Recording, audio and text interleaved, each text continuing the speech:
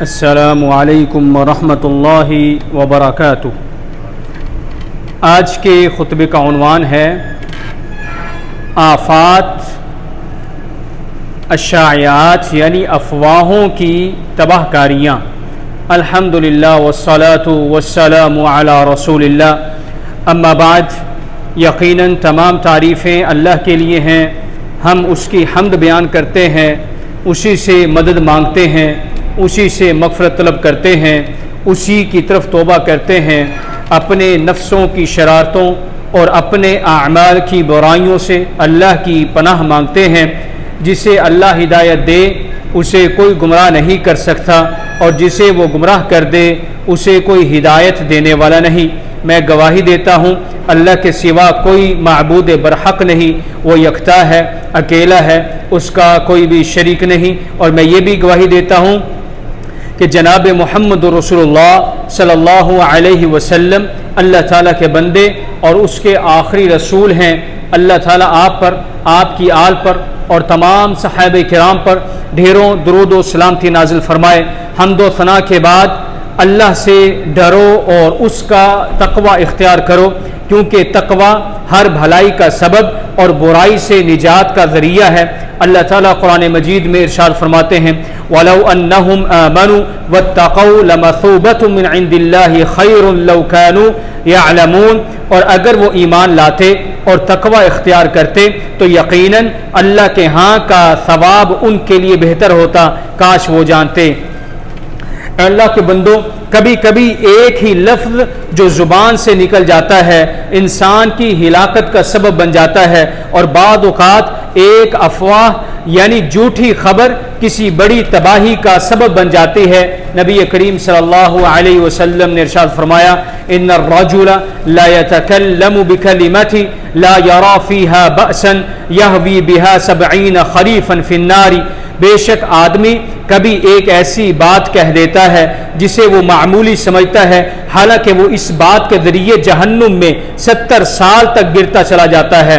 ابن قیم رحمہ اللہ ارشاد فرماتے ہیں وَكَمْ تَرَى مِن رَّجُلٍ مُتَوَرِّعٍ عَنِ الْفَوَاحِشِ وَالظُّلْمِ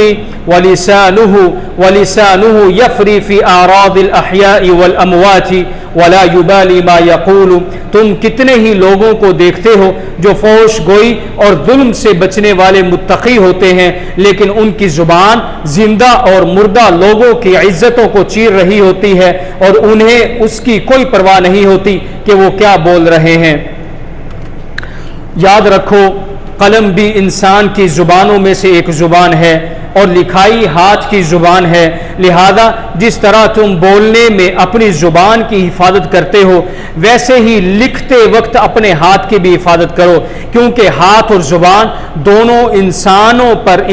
پر گواہ بنیں گے۔ اللہ تعالیٰ قرآن مجید میں ارشاد فرماتے ہیں یوم تشہد علیہم السنتہم وایدیہم وارجلہم بما كانوا یعملون یومئذ یوفیہم اللہ دینہم الحق ویعلمون ان اللہ هو الحق المبین، جس دن ان کی زبانیں اور ان کے ہاتھ اور ان کے پاؤں ان کے اعمال کی گواہی دیں گے، اس دن اللہ تعالیٰ انہیں ان کا پورا بدلہ دے گا اور وہ جان لیں گے کہ اللہ ہی واضح حق ہے۔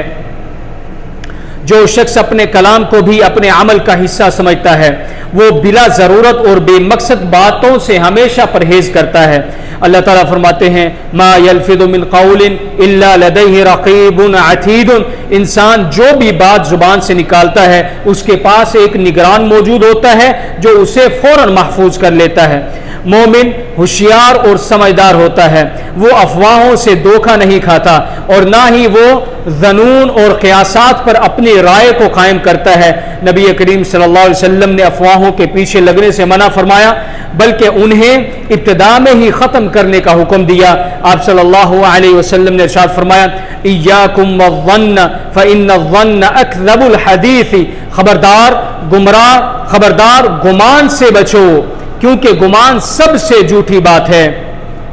افواہوں کی ایک بڑی آفت یہ ہے کہ یہ دین میں فتنے کا ذریعہ بنتی ہے۔ یہ جھوٹی احادیث، گھڑی ہوئی خبریں رسول اللہ صلی اللہ علیہ وسلم، صحابہ کرام رضوان اللہ اجمعین تابعین اور سلف صالحین کی طرف منسوب کرنے کا سبب بنتی ہیں۔ افواہوں کو پھیلانا کوئی نئی بات نہیں، بلکہ یہ ایک پرانا طریقہ ہے جو منافقین نے رسول اللہ صلی اللہ علیہ وسلم کے زمانے میں استعمال کیا۔ وہ ہر موقع سے فائدہ اٹھاتے تھے تاکہ اپنی خواہشات اور شبہات کو عام کریں، اسلام اور نبی اکرم صلی اللہ علیہ وسلم کی عزت پر حملہ کریں، اور اس کے لیے افواہوں کا سہارا لیتے تھے، جیسا کہ واقعہ افک حضرت اما عائشہ رضی اللہ تعالیٰ عنہ پر تہمت کا واقعہ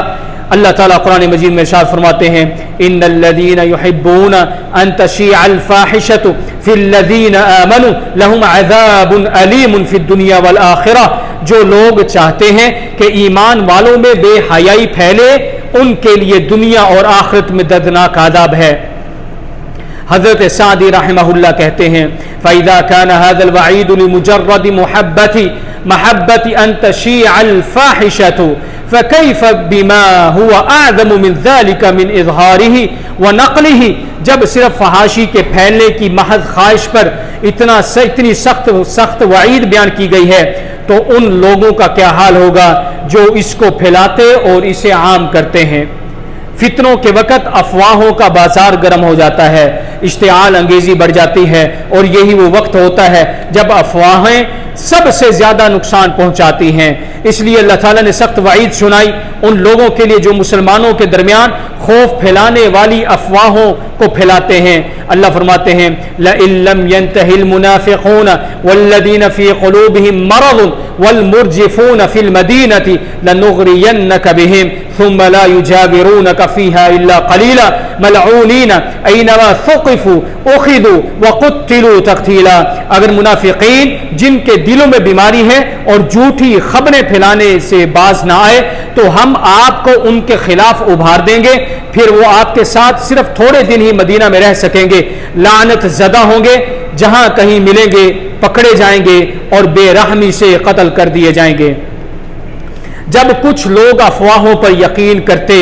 اور انہیں دوسروں تک پھیلاتے ہیں تو قرآن ان کو خبردار کرتا ہے تاکہ وہ اپنی زبانوں کو قابو میں رکھیں، اپنے ہاتھوں کو اپنے کنٹرول میں رکھیں اور بغیر تحقیق کے کوئی بات نہ پھیلائیں۔ اللہ تعالیٰ قرآن مجید میں ارشاد فرماتے ہیں، یا ایھا الذین آمنوا اتقوا اللہ وقولوا قولا سدیدا، اے ایمان والو اللہ سے ڈرو اور بات سیدھی کیا کرو۔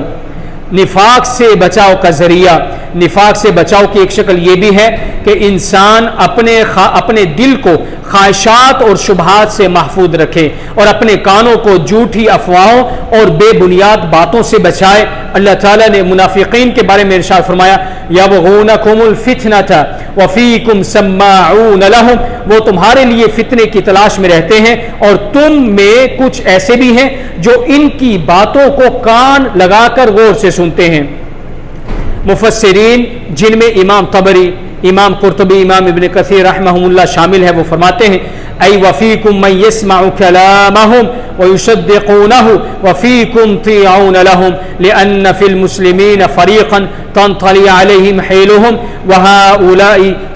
سزجل المسلمین وضعاف الایمان الذین یعجبون باخبارہم ویتأثرون بہم، یعنی مسلمانوں میں کچھ ایسے لوگ ہوتے ہیں جو ان کی باتیں سنتے ہیں، ان پر یقین کرتے ہیں اور ان کے تابع ہو جاتے ہیں۔ یہ وہ لوگ ہیں جو سادہ لوح، کمزور ایمان والے اور ان کی خبروں سے متاثر ہوتے ہیں۔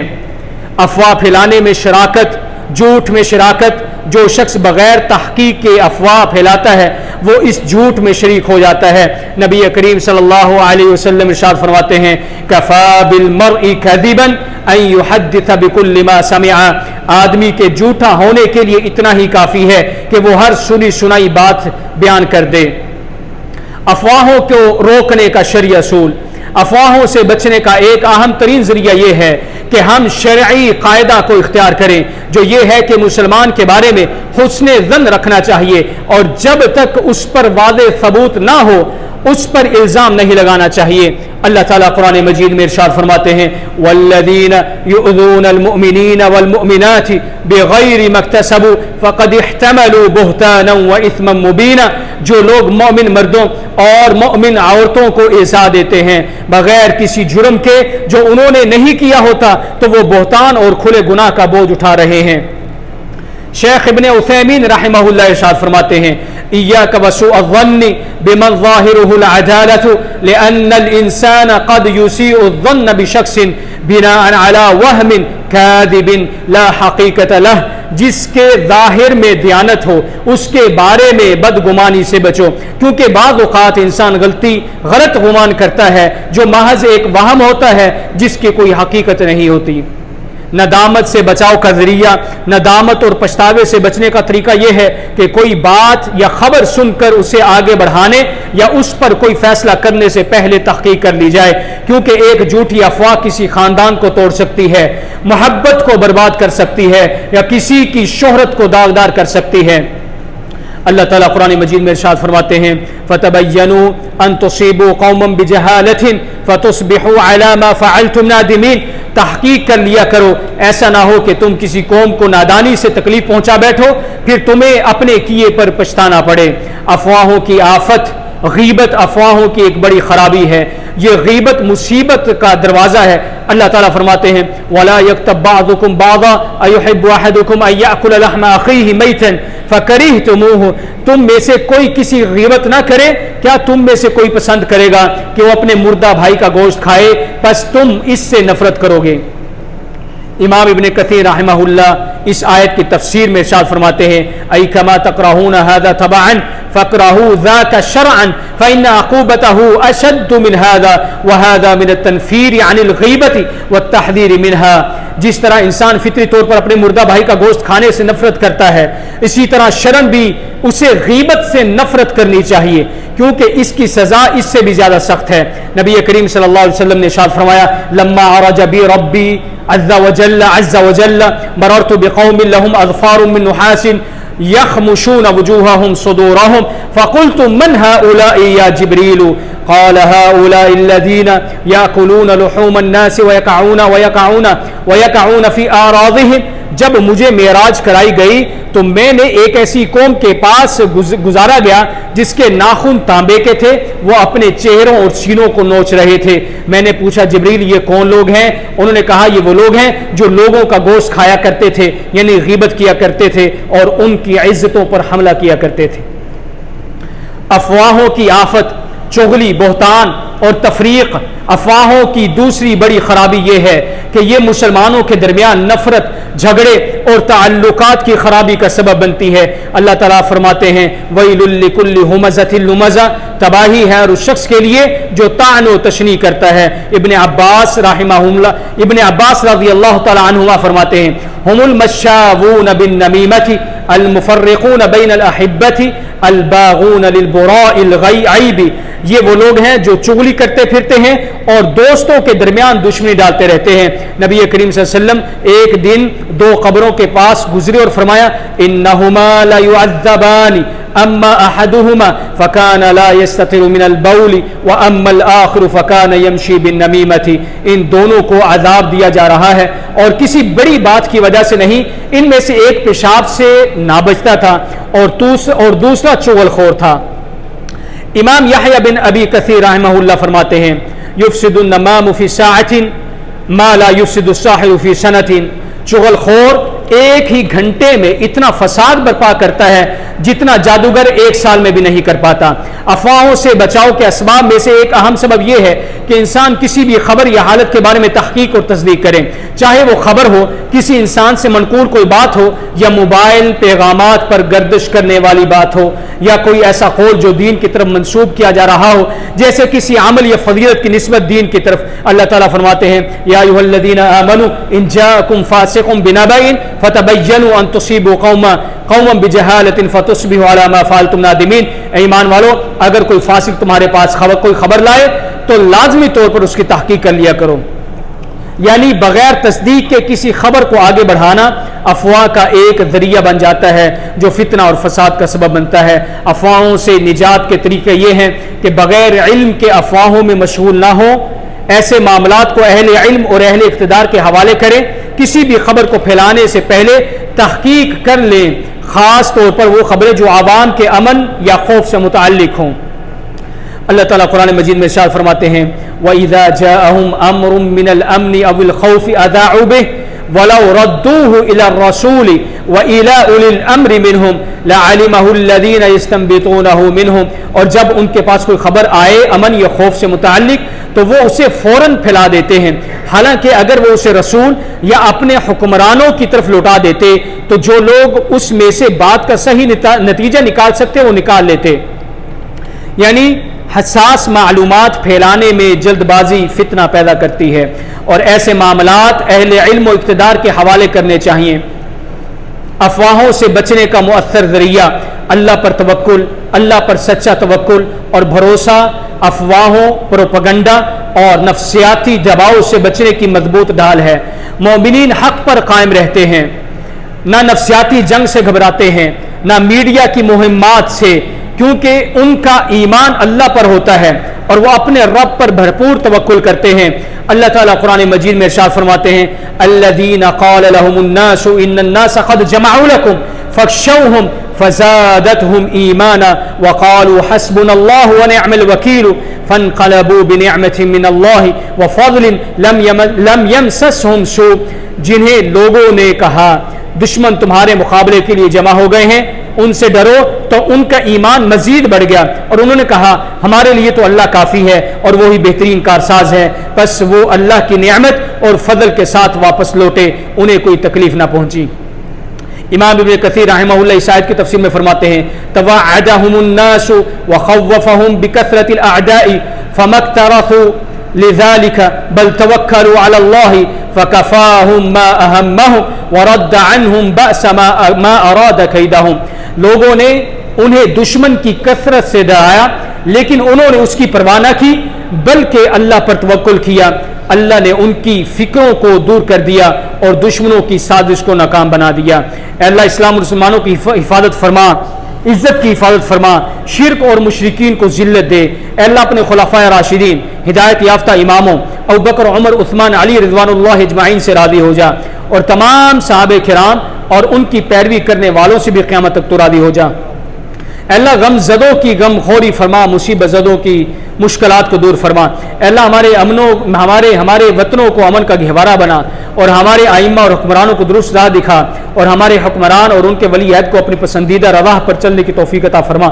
اور ان کی رہنمائی تقوی اور نیکی کی طرف فرما۔ اے اللہ تو ہی اللہ ہے، تیرے سوا کوئی معبود نہیں، تو غنی ہے، ہم فقیر ہیں، ہم پر بارش نازل فرما اور ہمیں مایوس لوگوں میں نہ بنا۔ اے اللہ ہم تجھ سے بخشش مانگتے ہیں، تو بڑا بخشنے والا ہے، تو ہم پر آسمان سے موسلا دار بارش نازل فرما۔ اللہ کے بندو، ان اللہ یامر بالعدل والاحسان وایتاء ذی القربى وینہی عن الفحشاء والمنکر والبغی یعظکم لعلکم تذکرون، بلا شبہ اللہ انصاف کا، احسان کا اور قرابت داروں کو دینے کا حکم دیتا ہے، اور بے حیائی، برائی اور ظلم سے منع کرتا ہے، اور تمہیں نصیحت کرتا ہے تاکہ تم نصیحت حاصل کرو۔ پس اللہ کا ذکر کرو، وہ تمہیں یاد کرے گا، اور اس کی نعمتوں کا شکر ادا کرو، وہ تمہیں اور زیادہ دے گا۔ وَلَذِكْرُ اللَّهِ أَكْبَرُ وَاللَّهُ يَعْلَمُ مَا تَصْنَعُونَ، اور اللہ کا ذکر سب سے بڑا ذکر ہے، اور اللہ جانتا ہے جو کچھ تم کرتے ہو۔